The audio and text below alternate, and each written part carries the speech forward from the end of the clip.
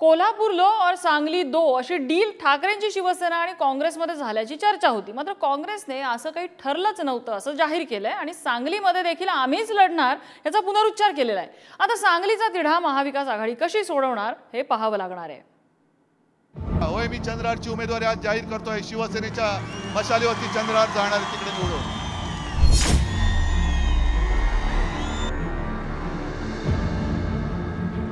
लोकसभेसाठी मवियानं जागा वाटपाचा अधिकृत फॉर्म्युला अद्याप जाहीर केलेला नाहीये। मात्र त्यापूर्वीच उद्धव ठाकरेंनी सांगलीसाठी डबल महाराष्ट्र केसरी चंद्रहार पाटलांची उमेदवारी जाहीर केली। उद्धव ठाकरेंनी परस्पर पैलवानाला आखाड्यात उतरवल्यामुळे मवियात दावे प्रतिदाव्यांची कुस्ती सुरू झाली।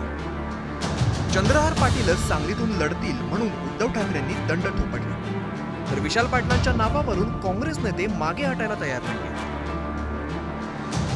कोल्हापूरला शिवसेना सातत्याने 30 वर्षापासून लढते, लाखो मतं घेते, कधी जिंकले कधी हारले, पण आता विद्यमान जागा होती।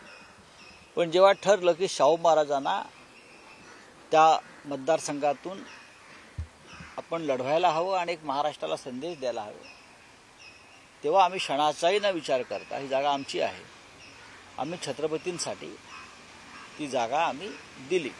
त्यांनी कोणते चिन्ह घेऊ द्या, मला वाटतं त्यांनी काँग्रेसचं चिन्ह म्हणजे हात घेतलेला आहे।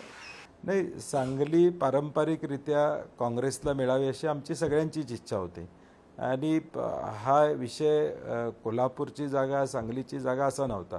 शेवटी विनेबिलिटी हा महत्त्वाचा विषय। शेवटी आता आम्ही महाविकास आघाडी कोणावर लढतोय तर भाजपवर लढतोय।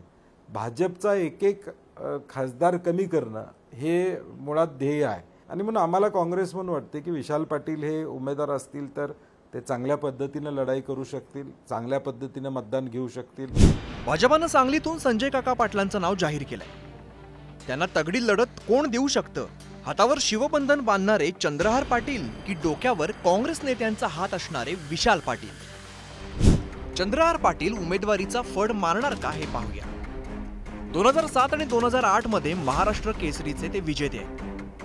गोकुळ केसरी, वारणा केसरी, नगर केसरी अशा मानाच्या स्पर्धांचं जेतेपद आहे। गोवंश संवर्धनाच्या उद्देशाने सर्वात मोठ्या रुस्तमे हिंद बैलगाडा शर्यतीचं आयोजन करतात। सांगलीत देशातल्या सर्वात मोठ्या राष्ट्रकुल कुस्ती आखाड्याची निर्मिती केली। सैन्यातील जवानांसाठी रक्ताच्या 1 लाख बाटल्यांचा संकलनास सुरुवात केली। 2007 ते 2012 दरम्यान सांगली जिल्हा परिषदेचे सदस्य आहे। सर्वपक्षीय नेत्यांची उत्तम संपर्क आहे। लोकसभेच्या तोंडावरती ठाकरेंच्या शिवसेनेत प्रवेश केला। आता विशाल पाटील यांचाही परिचय करून घेऊया। विशाल पाटलांना तिकीट मिळणार का? माजी मुख्यमंत्री वसंतदादा पाटील यांचे ते नातू आहे। माजी खासदार प्रकाश बापू पाटील आणि काँग्रेसच्या नेत्या शैलजा पाटील यांचे ते कनिष्ठ चिरंजीव आहेत। मोठे भाऊ प्रतीक पाटील माजी केंद्रीय कोळसा राज्यमंत्री होते। विशाल पाटील यांना राजकारणाचं बाळकडू घरातूनच मिळालंय। सध्या वसंतदादा कारखान्याचे अध्यक्ष आहेत। जिल्हा परिषदेचे संचालक आणि काँग्रेसचे प्रदेश उपाध्यक्ष म्हणून कार्यरत आहेत। सांगलीनंतर आता हातकणंगलेमध्ये वळूया। उद्धव ठाकरे हे स्वबळावरती लढणाऱ्या राजू शेट्टींना पाठिंबा देणार असल्याचं कळतंय। त्या संदर्भात काँग्रेसचं काय म्हणणं आहे तुम्हीच ऐका। ती सीट शिवसेनेच्या वाट्याला आहे आणि म्हणून शिवसेनेबरोबर राजू शेट्टी स्वतंत्ररित्या चर्चा करत आहेत।